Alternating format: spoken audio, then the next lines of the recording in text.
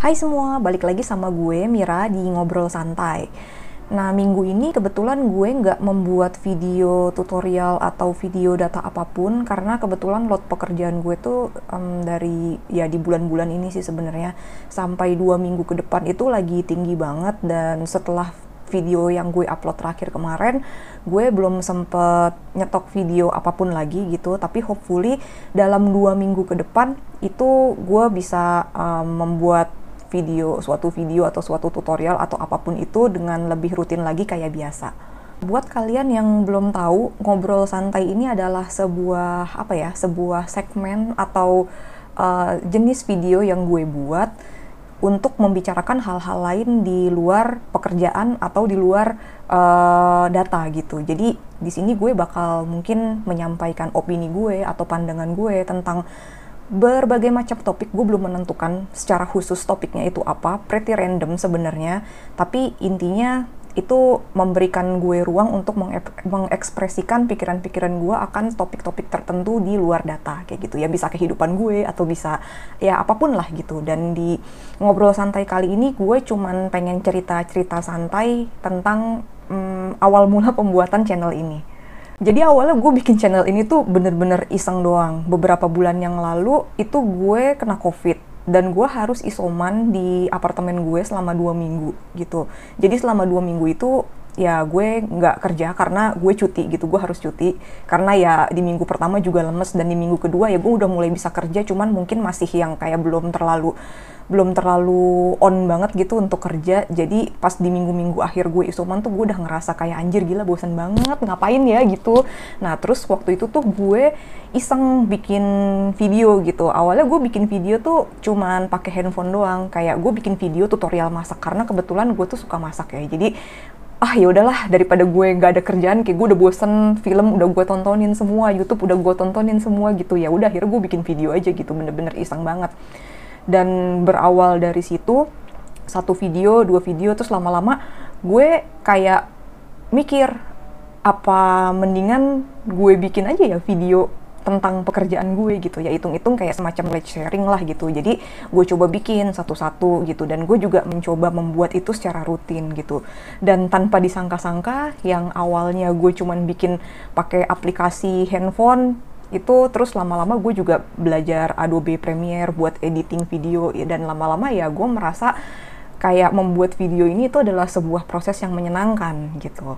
Sampai terakhir kali gue lihat itu follower gue tuh udah mencapai 100 lebih gitu, dan ini gue kayak agak kaget juga, berhubung gue tuh nggak terlalu getol mempromosikan channel gue atau bahkan video gue di sosmed ya, cuman kadang-kadang doang, tapi bukan yang kayak setiap kali up terus gue langsung promote kayak gitu ya. Kadang-kadang gue suka promote beberapa video di channel-channel Discord gitu misalkan, cuman bukan yang kayak setiap video banget gitu gue promosiin gitu. Dan untuk ya orang yang kayak diem-diem baik kayak gue gini, ya gue lumayan kaget juga sih, kayak bisa nyampe ada lumayan lah followernya gitu. Dan gue juga bahkan kaget waktu gue buka page kayak semacam donation gitu, ya sebenarnya ini juga iseng aja gitu, dan ternyata beneran ada yang donate gitu. Jadi gue merasa apa yang gue lakukan ini kayak ada yang mengapresiasi kayak gitu, walaupun ya gue membuat channel ini bukan dengan intention untuk menjadi influencer atau apa, emang bener murni cuman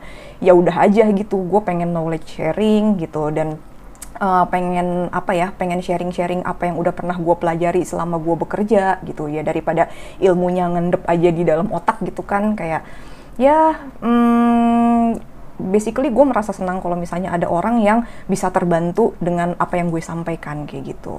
Dan dulu juga kan gue pernah ngajar juga, pernah jadi asdos dan lain sebagainya, dan itu sebenarnya cukup rewarding, tapi sejujurnya gue tidak seberkomitmen itu untuk kayak menjadi dosen atau menjadi guru full time gitu. Jadi bikin video ini tuh kayak semacam wadah yang cukup oke untuk mewadahi kayak semacam passion gue kali ya, walaupun ya dibilang passion juga iya nggak ya pokoknya begitu deh.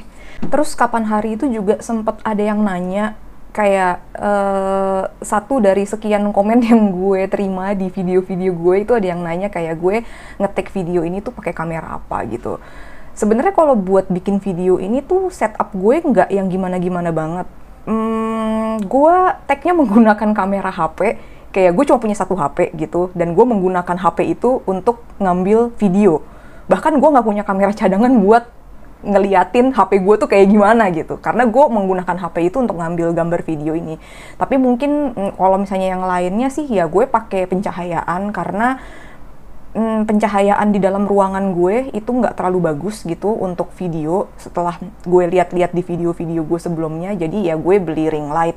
Terus juga gue pakai mic, karena waktu pertama-tama gue bikin video tuh pas gue liatin ke adek gue tuh komen, ih ada suara jangkrik di backgroundnya, kedengeran kenceng bener gitu. Terus ya udah dia nyaranin buat pakai mic. Ya udah akhirnya gue beli mic, tapi micnya juga bukan yang mahal-mahal banget nih, kayak cuman ya mic biasa sih sebenarnya, bukan mic yang gimana-gimana banget ya, cuman buat menghilangkan background noise sebagian aja gitu. Dan kalau misalnya untuk setup ya lu bisa lihat, ya biasanya gue ngetek di kamar gue sih, either di apartemen atau di rumah gue gitu, karena gue kan pindah-pindah ya, 2 minggu di rumah, 2 minggu di apartemen, atau ya kadang-kadang pokoknya sering banget bermobilitas lah kayak gitu, di rumah di apartemen ya. Jadi mungkin kalau misalnya lu udah ngikutin video gue dari awal, lu bisa ngebedain kapan gue di apartemen, kapan gue di rumah gitu ya. Tapi kalau misalnya untuk background ya gini aja, biasa aja gitu. Gue nggak menggunakan props yang aneh-aneh apapun.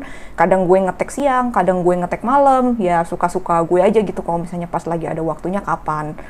Nah terus kalau untuk frekuensi bikin video itu sendiri, itu gue ngerasa satu video per minggu itu adalah sweet spot gue ya, dalam artian yaitu adalah pace yang lumayan oke. Jadi nggak terlalu sering, tapi juga masih bisa diusahakan untuk dirutinkan gitu. Karena gue juga kan punya berbagai kesibukan ya di luar bikin ini gitu. Cuman ya kalau untuk satu video per minggu ya insya Allah gue masih bisa komit lah.